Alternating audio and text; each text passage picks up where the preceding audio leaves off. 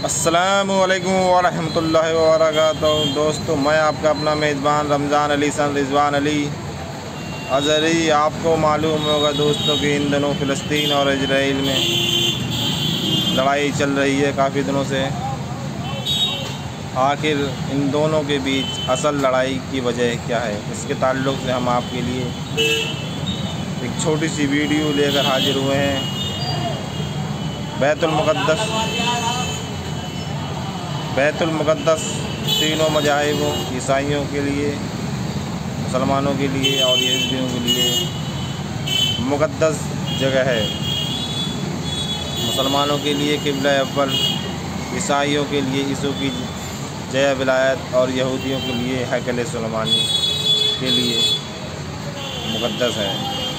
اسی کے تعلق سے ایک چھوٹی سی ویڈیو بنائی ہے۔ اگر ہماری یہ ویڈیو آپ کو اچھی لگے تو ہماری چھوٹی سی ویڈیو کو لائک کریے، کمنٹ کریے اور ہمارے اس چینل کو سبسکرائب کریے۔ آئیے مل کر ہم ایک چھوٹی سی ویڈیو دیکھتے ہیں۔ اصل جنگ کیا ہے؟ بیت المقدس تین مذاہب کی مقدس جگہ، مسلمانوں کا قبلہ اول، عیسائیوں کے لیے یسوع کی جائے ولادت، یہودیوں کے لیے ہیکل سلیمانی۔ شروع کرتے ہیں حضرت ابراہیم علیہ السلام سے، جن کے دو بیٹے تھے، اسماعیل اور اسحاق۔ اسحاق علیہ السلام کے بیٹے تھے حضرت یعقوب علیہ السلام۔ یہی سے کہانی شروع ہوتی ہے اسرائیل کی۔ اسرائیل یعنی اللہ کا بندہ، اور یہ لقب حضرت یعقوب علیہ السلام کو دیا گیا۔ حضرت یوسف علیہ السلام جب کفیل مصر بنے تو آپ کو حکم ہوا کہ اپنے تمام خاندان یعنی آل یعقوب کو مصر بلایا جائے، اور مصر کی سرزمین کا ایک مخصوص حصہ ان کے لیے مختص کیا گیا، اور اللہ کی طرف سے کہا گیا کہ اے آل یعقوب، اس سرزمین میں تمہارے لیے برکتیں ہیں۔ حضرت یوسف علیہ السلام 12 بھائی تھے، اسی لیے اللہ تعالی نے ان کے لیے 12 چشمے جاری کیے، اور یوں اس سرزمین کا نام حضرت یعقوب کے لقب سے اسرائیل پڑ گیا، جسے آج یروشلم بھی کہا جاتا ہے۔ آپ کی نسل سے کم و بیش 70,000 انبیاء کرام آئے۔ حضرت یوسف علیہ السلام کے بھائی یہودا کی نسل آگے بڑھی تو اس میں سے آنے والے تمام بنی اسرائیلی یہودی کہلائے۔ وقت گزرتا گیا اور حضرت موسیٰ علیہ السلام کا دور آیا۔ جب فرعون نے مصر کو آپ پر تنگ کی تو بنی اسرائیل کے ساتھ آپ کو مصر سے نکلنا پڑا۔ اس دوران بنی اسرائیل پر اللہ تعالیٰ کی بہت سے کرم نوازیاں بھی ہوئی، جس میں من و سلوہ، چشموں کی بہتات، مچھلیوں کے شکار کا ذکر قرآن پاک سے بھی ملتا ہے، اور وہیں ہمیں ایک گائے کا ذکر بھی ملتا ہے جس کے لوتھڑے سے مردے نے اللہ کے حکم سے زندہ ہو کر اپنے قاتل کا بتایا۔ اس گائے کی نشانیاں اللہ تعالیٰ نے قرآن پاک میں بیان فرمائی، جو کہ ایک سرخ مائل رنگت کی گائے تھی، اور ایسی گائے آج بھی یہودیوں کے نزدیک مقدس مانی جاتی ہے۔ حضرت موسیٰ علیہ السلام کے بعد دیگر نبی آئے۔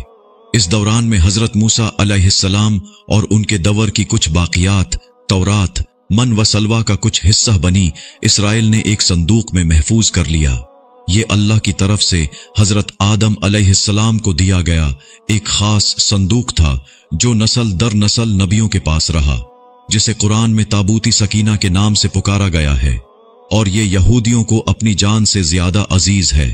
حضرت داؤد علیہ السلام نے جب جالوت کو ہرا کر اس سے تابوت سکینہ حاصل کیا تو یوں بنی اسرائیل نے انہیں نبی تسلیم کر لیا، اور حضرت داؤد علیہ السلام نے اس صندوق کی حفاظت کے لیے ایک ہیکل تعمیر کروانا شروع کیا، جو کہ ان کی زندگی میں مکمل نہ ہو سکا۔ ان کے بیٹے حضرت سلیمان علیہ السلام نے جنوں کی مدد سے اس کو مکمل کروایا، اور اسی دوران میں آپ کی بھی وفات ہو گئی۔ اسی وجہ سے اسے ہیکل سلیمانی کہا جاتا ہے۔ بعد ازاں بابل کے بادشاہ بخت نصر نے اسرائیل پر حملہ کیا اور ہیکل سلیمانی کو بھی گرا دیا، اور تابوت سکینہ بھی اپنے ساتھ لے گیا۔ سیپرس دی گریٹ نے دوبارہ یہ شہر حاصل کیا، یہودیوں کو دوبارہ یہاں آباد کیا، اور تابوت سکینہ کو بھی واپس لایا گیا۔ ہیکل سلیمانی کو ایک دفعہ پھر تعمیر کیا گیا۔ پھر وقت گزرا اور حضرت عیسیٰ علیہ السلام کی آمد ہوئی، جنہیں نعوذ باللہ یہودیوں نے دجال، ناجائز اور کیا کیا لقب دیے۔ یہاں سے یہودیوں میں سے 2 الگ قومیں ہو گئیں، ایک یہودی اور دوسرے عیسائی۔ یہودیوں نے سازش کر کے حضرت عیسیٰ علیہ السلام کو صلیب پر چڑھانا چاہا، और अल्लाह ताला ने उन्हें अपने पास उठा लिया। इसके बाद यहूदियों और ईसाइयों में कई छोटी मोटी जंगें हुई। फिर ईसाई रोमी बादशाह टाइटस ने इस शिद्दत से यरूशलेम पर हमला किया कि उस पूरे इलाके की ईंट से ईंट बजा दी, हेकल सुलेमानी को गिरा दिया, जिसकी सिर्फ एक दीवार इस वक्त अपनी असली हालत में मौजूद है, जिसे दीवारी गिरिया कहा जाता है, जहां यहूदी जाकर तौरात की तिलावत करते हैं और गिरिया वजारी करते हैं। ताबूती सकीना भी न जाने कहां गायब हो गया। टाइटस के हमले के बाद यहूदी आखिरी नबी के इंतजार में थे, क्योंकि अल्लाह पाक का उनसे वादा था कि उन्हें फिर उरूज बख्शा जाएगा। इस वादा का जिक्र सूरत बकरा में भी मौजूद है कि ए बनी इसराइल, उन नेमतों को याद करो जो तुम पर की गईं, और अपना वादा पूरा करो, ईमान लाओ, ताकि हम भी अपना वादा पूरा करें। कयामत की निशानियों में से एक निशानी ये भी है कि हैकल सुलेमानी की 3 दफा तामीर होगी, जो कि 2 दफा हो चुकी है। यहूदी अपने मसीहा और आखिरी नबी के इंतजार में थे कि टाइटस के हमले के 500 साल बाद नबी आखिरुज़्ज़मान सल्लल्लाहु अलैहि वसल्लम की विलादत हुई।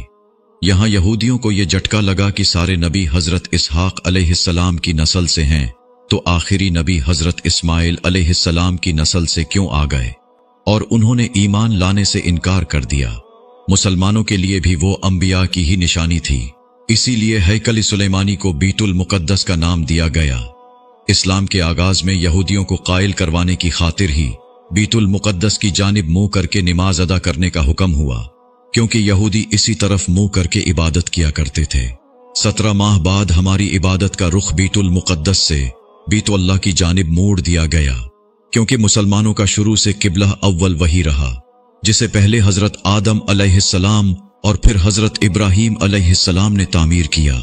हजरत उमर रजी अल्लाह अन्हु के दौरे हुकूमत में इसराइल यानी यरूशलेम पर ईसाइयों का कब्जा था।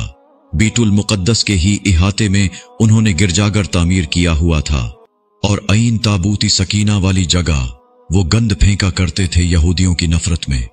यरूशलेम की फतह के वक्त जब उमर रजी अल्लाह अन्हु वहां गए तो ईसाइयों पर बरहम हुए। वहां सफाई करवा कर मस्जिद तामीर करवाई, और कुरान में मौजूद मेराज वाले वाक़ये की निस्बत से इस मस्जिद को अक्सा का नाम दिया। यहूदियों की दीवार गिरिया भी इसी इहाते में मौजूद थी, तो ज़ायरीन की हैसियत से उन्हें भी वहां आने की इजाजत दे दी गई। खिलाफत अब्बासिया तक यरूशलेम एक मुस्लिम शहर रहा। इसके बाद ईसाइयों ने दोबारा यरूशलेम पर हमला करके इस पर कब्जा कर लिया। सलाहुद्दीन अय्यूबी ने ईसाइयों के खिलाफ 50 से जायद जंगें करके बीतुल मुकद्दस दोबारा हासिल किया, और फिर 700 सालों तक ये खिलाफती उस्मानिया के ज़ीर सल्तनत रहा।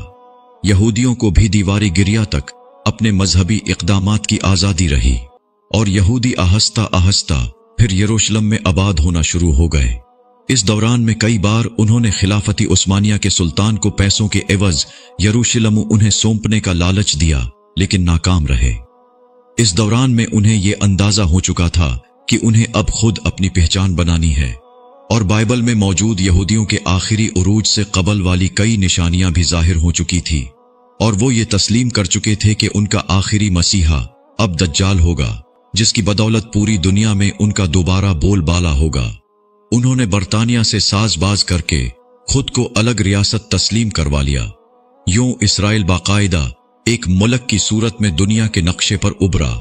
फिर आहिस्ता आहिस्ता उन्होंने फलस्तीन और दीगर मिस्री इलाकों पर भी कब्जा कर लिया। अरब ममालिक इसराइल के खिलाफ जंग पर आए, लेकिन उस वक्त तक ये खुद को इतना मजबूत कर चुके थे, अरब ममालिक को इस एक छोटे से मुल्क से मुंह की कानी पड़ी।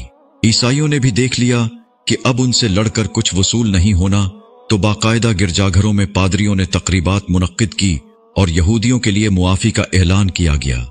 यूं सियासी और इक्तिसादी मफाद परस्ती ने 2000 सालों से एक दूसरे के अज़ली और जानी दुश्मनों को एक सफ पर ला खड़ा किया, और कुरान की बात भी सच हो गई कि यहूद व नसरी एक दूसरे के दोस्त हैं। यहूदियों के अकायद के मुताबिक वो हेकल सुलेमानी की हिफाजत नहीं कर पाए तो खुद को कसूरवार कहते हैं, खुद को सजा देने के लिए जंजीरों और चमड़े से पेटते हैं, और दीवारी गिरिया के पास आह वजारी करते हैं। वो ईमान रखते हैं कि तीसरी बार उन्हें पूरी दुनिया पर हुक्मरानी हासिल होगी। इसके लिए उन्हें मस्जिद अक्सा को गिराना होगा, जिसकी तैयारी वो कर चुके हैं। कब से मस्जिद अक्सा के नीचे बारूदी सुरंगें बिछा दी गई हैं। इसके बाद हीकल सुलेमानी तामीर करके ताबूती सकीना वहां रखना है। ताबूती सकीना भी वो दोबारा हासिल कर चुके हैं, लेकिन मसला था सुर्ख गाय, क्योंकि उनके अकीदे के मुताबिक वो नापाक हैं और जब तक पाक नहीं हो जाते हीकल सुलेमानी तामीर नहीं कर सकते, और पाक होने के लिए सुर्ख गाय की कुर्बानी देना होगी।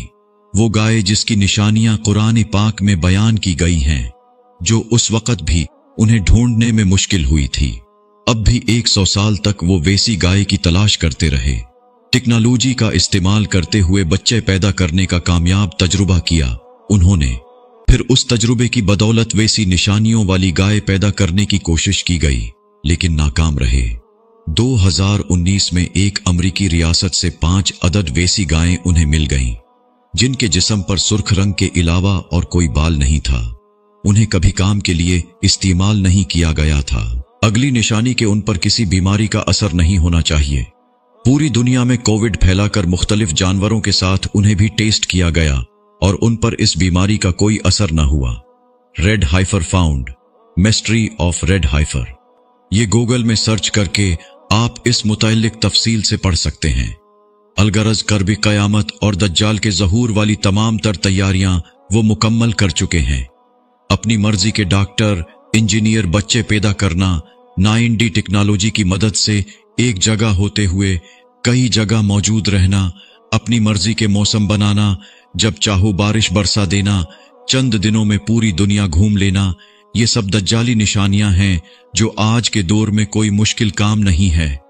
हमारे इस्लाम में बताई गई कयामत की निशानियों की उन्होंने इतने अच्छे से तैयारी कर ली है कि गरकद के दरख्त लगा दिए जो उन्हें पनाह देंगे। बाबिलद, जिस जगह अहादीस के मुताबिक दज्जाल का हजरत ईसा अलैहिस्सलाम के हाथों कत्ल होने का जिक्र मौजूद है, उस जगह वो दज्जाल के फरार के लिए एयरपोर्ट बना चुके हैं। ये सब तो कर्ब क़यामत की निशानियां हैं और हेकल सुलेमानी ने भी बनकर रहना है। फिर असल जंग किया है, असल जंग अकायद की है। हम अपने अकायद में इस कदर कमजोर हो चुके हैं कि नमाज पढ़ें या ना पढ़ें हमें फर्क नहीं पड़ता। अपने बहन भाइयों का हक खाकर खुशी महसूस करते हैं और फिरकों के खुराफात में उलझे हुए हैं। फलस्तीनियों के लिए सिवाय दुआ और एहतिजाज के हम क्या कर सकते हैं? क्या हम अपने अकायद के इतने मजबूत हैं कि डॉलर के बहकावे में न आएं? क्या हम यहूदियों के मुकाबले में निकलने वाले खुरासान मुजाहिदीन की लिस्ट में आते हैं या बस सोशल मीडिया के तमाशाई हैं? अगर आज दज्जाल जाहिर हो जाए और तौबा का दरवाजा बंद हो जाए तो हमारी आखिरत के लिए क्या तैयारी है?